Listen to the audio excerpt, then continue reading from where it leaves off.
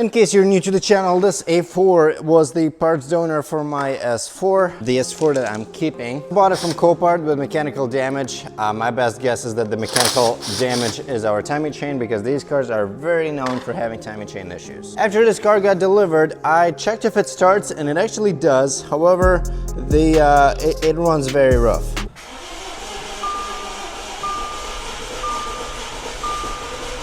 She's running!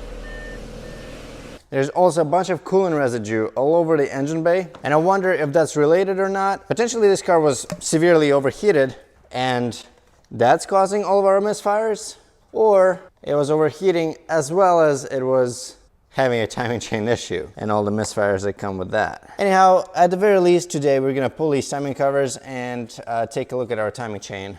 Luckily this motor is relatively easy to do the timing on, so I'm not super concerned. Plus I think this will be a good learning experience. Ta-da! I mean, I'm not seeing anything super alarming right off the bat. Looks like our guides are whole. Doesn't look like we have a bunch of slack in the chain. I don't know. Doesn't seem to be too bad. It's stretched to the point that the camshafts are out of alignment with the crank, and that causes it to misfire. I really do love how easy these cars are to work on when there's no front end. Let's see what our oil is like. And it's very, very dark, but I don't think I'm seeing any metal. Something to be aware of is the fact that this car does have 70,000 miles on it, even though the title does state that the odometer reading is not actual. So potentially that was a paperwork error, because that happens a lot, especially when cars go through auctions. Or maybe it actually did have some sort of a mileage discrepancy and somebody maybe swapped a cluster on it or changed up the mileage somehow, some way. Because people do that. At 70,000 miles, if that mileage is correct, I think the chances of this thing actually needing timing are relatively low. I feel like that usually happens closer to 100,000 miles, but I could be wrong. Especially considering the fact that this car is on the older side. Some things just happen with age rather than mileage. It's all speculation at this point. We don't really know what we're dealing with. I'm just really hoping that this misfire situation isn't caused by the car getting overheated and blowing a head gasket or warping the head or something along those lines, because that's entirely possible. But luckily it looks like we don't have any coolant in the oil, nor do we have any other signs that this car was severely overheated. To take off the lower timing chain cover, I had to take off our accessory belt and the pulleys. So here you see me taking off the tension from the accessory belt tensioner and slipping off the belt. I then used this special crank holder tool to keep the crank in position while I remove the crank pulley bolt. There we go. And the pulley slid right off. This thing sure does love leaking oil. We're gonna do our best to remove this metal timing cover without bending it too much. Come on. Oh yeah, that was actually pretty easy. I thought it would be harder. This thing, I don't think got damaged whatsoever. Looks like we still have at least one more of these little ribs for the tensioner to move in. So potentially we are not at full extension. However, I'm sure that this is a little past the stock specification, and that could be causing our misfires. So with any luck, we don't have any internal damage, and all we have to do is just give it a new timing chain, new guides, potentially new tensioner, and likely a new water pump, because it's another common issue on these cars. But we'll start with the timing chain and go from there. And luckily for us, Max Speeding Rods hooked us up with a brand new timing chain kit, where we have all of our guides, like this guy, this, that, this, 3 different chains, a new crank pulley, which I would probably rather just use the stock one. This doesn't look like an item that would commonly break. You know, this is pretty hard metal that shouldn't really fall apart unless there's a separate issue that we don't know about. But I think it's in our best interest to just reuse the old one. I don't need to use this guy. And then we also have a brand new tensioner for the actual timing chain. Max Speeding Rods offers these at a very competitive price, and that's exactly what I needed because we don't really want to put any super expensive parts on this car. It's not going to be getting driven too much. It's not going to be a car that I depend on because it's going to have all of these damaged body parts, and I'm probably going to end up beating the absolute crap out of it on either trails or track, or I have no idea what I'm going to do with it. I just want to get it drivable, and then we're going to decide what the plan is. On top of the timing chain kit, Max Speeding Rods had sent us a brand new intercooler. This will be very useful for when we increase the boost up on this car. I'm hoping to one day throw a bigger turbo on it and at the very least just tune it. Comparing to the stock intercooler, as you can see, we're gonna get quite a bit more surface area to cool down our turbocharger air with.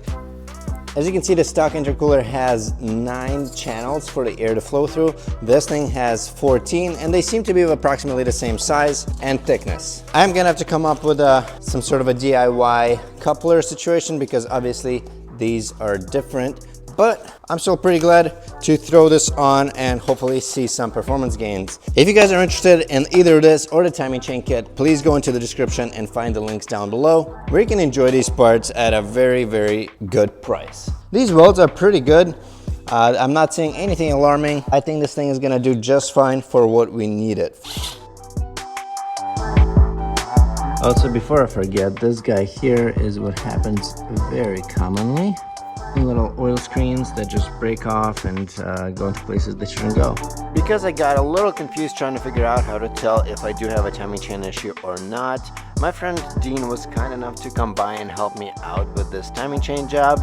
He's had quite a bit of experience working on these engines and doing these timing chains, so I figured I should just have somebody who's more familiar with this helping me out, just so I don't mess anything up too terribly. We started with pinning the oil pump chain tensioner in place to keep the tension off of it and remove the oil pump chain.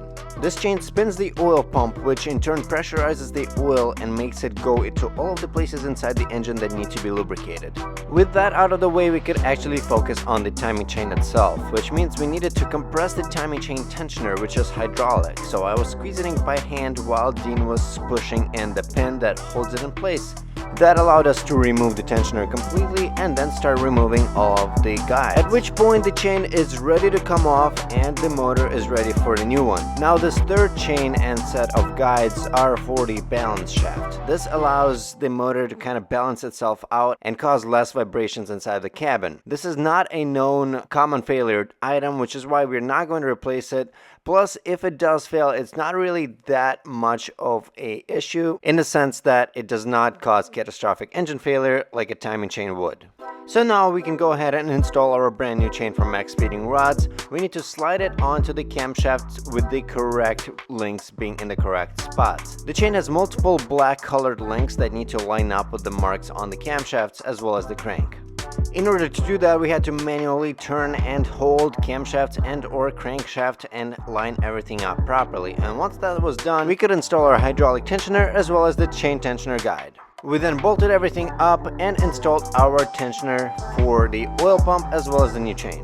In order to make sure that we didn't mess anything up incredibly, we need to spin the motor many times just to make sure that no pistons come in contact with any valves and the motor spins freely. Which luckily for us, it does. Our tensioner seems to work, our guides seem to stay in place, and we have the appropriate amount of links between timing marks. So now we can put everything back together. We applied some RTV to the lower timing cover. We cleaned up all of the surfaces and we can stick it right on. All right, we finished the timing. I gave it some oil. Should probably throw this back on. Now, theoretically, as long as I just put everything back together, throw on our intercooler and radiator, the car should be in startable condition. And that's when we're gonna find out whether or not the issue on this car was with the timing chain or if it was something else. So I reinstalled our accessory belt, which drives our AC compressor as well as alternator to charge our battery. I connected the radiator because it has a transmission cooler in it, so when I start the car and if these lines are not connected, it starts spitting out transmission fluid, which we don't really want. With that sort of situated, I needed to connect our intercooler because with that disconnected, we have a massive boost leak and the car is definitely not going to run right. I sure do hope I didn't forget anything. Let's go.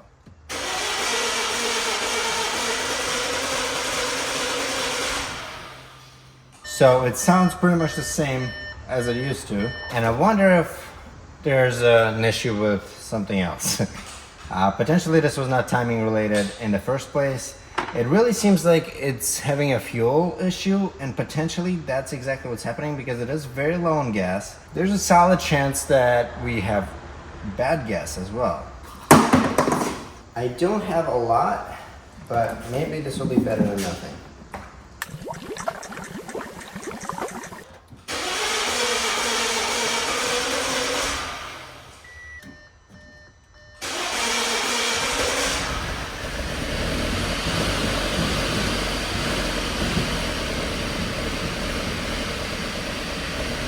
Okay, so we still have the same exact misfires as before. This is definitely not a timing chain issue, and I think I remember seeing a crank position code. I just automatically assumed that this was the timing chain issue on this car because these are so well known for having timing chain issues. That was my first thought, but maybe that's not our problem. The good news is that the timing seems to be done properly. I don't think we have any timing chain issues anymore. So thanks to Max Speeding Rods for sending that kit over. And then the intercooler we are going to install. However, the inlets on the new intercooler that they sent me, they are 3 inches in diameter, and this piping is not. I think this is 2 inches or 2.5 or something like that. So we're gonna have to figure this out at some point later. So let's try and look for our crank position sensor, see if we can find any issues. Yeah, I think that's it right there. At least now we know that it is relatively easily removable. And now all we need to do is find another one of these. I'm trying to find an Audi stamp on it. Potentially this was replaced previously and they used a off-brand sensor. Not seeing any Audi brands, and usually you do see those. Okay, apologies for the slight delay. Obviously to you there's no delay, but it has been like a week since I did any work because we were on vacation. We finally got our new crank position sensor. With any luck, once I install this, we're gonna have a pretty well running A4. All right, let's see what happens.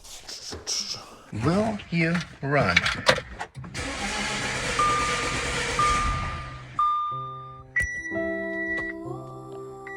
What's wrong with you? All right, so it looks like we got rid of our distributor engine speed sensor issue. That is no longer a code, however, we're still not starting. And what we have left out of the codes is fuel rail pressure, fuel level too low, and then some random stuff in our front end, which isn't really gonna keep us from starting. So let's just clear these and try again.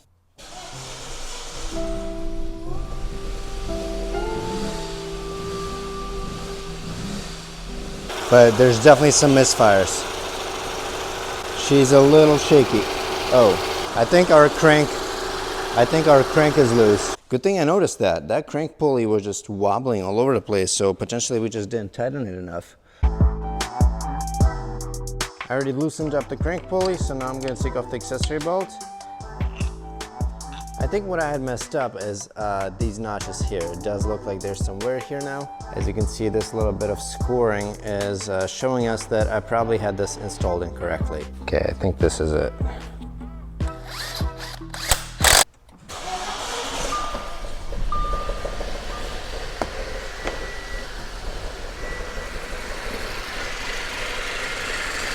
Okay, that looks way better. I think we're fine now. So let's turn it back off. Try and find out why it won't run right. You know, this does remind me of the Q7 I had bought from Copart around a year ago, a little less. And it was doing something very similar. Sometimes it wouldn't start, sometimes it would start and run very poorly. But that was simply due to it sitting for too long at Copart, and after letting it run long enough, it actually did perfectly fine and it was drivable for days and months and had no issues after that. It just had to get through that little period of, I don't know whether it's bleeding the fuel system or getting bad fuel out of the fuel lines. I'm not sure exactly what it was, but all I know is that all I had to do was let it run for a little while and it fixed itself. So maybe, just maybe, we can do that here. I guess we should check compression. I could have done that a long time ago. I've just been lazy. Let's see what our spark plugs look like. I mean, they're very dark and they do have some oil on them, but plug our gauge in. 135. on cylinder 1.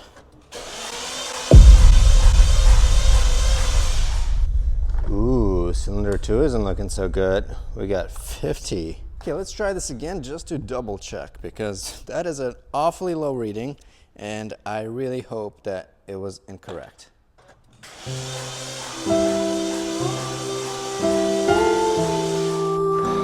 No. Oh no. There's very bad news. There is very bad news. Cylinder 2 at 50 psi. I guess just for fun, let's test the other two cylinders just to see what they're at.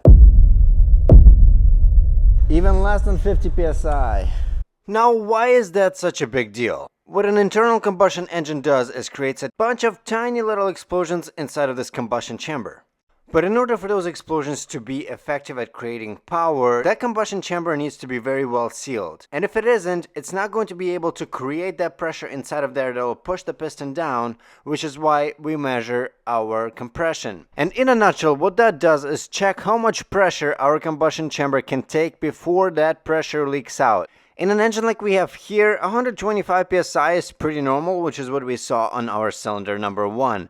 Everything past that should be within 10% of that 125 psi, which obviously is not what we saw. For example, that cylinder 3 that had 45 pounds of pressure is 70% lower than cylinder number 1. Exactly what you do not want to see. So that was a waste of time.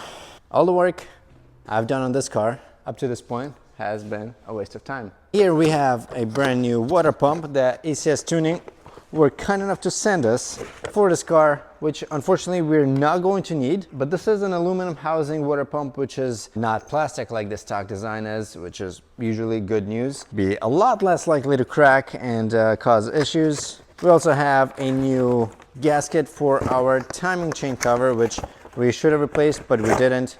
Simply because it hasn't gotten here by the time I was installing that. At this point, again, no point in using this. I guess we're gonna keep it for next time if we ever need it. I don't know. Either way, thank you very much for ECS Tuning for sending these parts over. I'm sorry I wasn't able to install them. I mean, I don't know, maybe I'll tear this engine apart and see if I can fix it, but that seems unlikely. It does seem like there's a solid chance that we have an issue with our head gasket, which is a very cheap part, and I wouldn't mind spending money on that if that's what we're dealing with. So I think I am going to take off the head and look at the condition of our head gasket, find out what exactly is causing our compression loss, and if it's something simple enough, maybe this A4 will see the road again. Thank you very much for watching, and if you made it to the end, please leave me a comment and let me know what you would do with this car. Have a great day.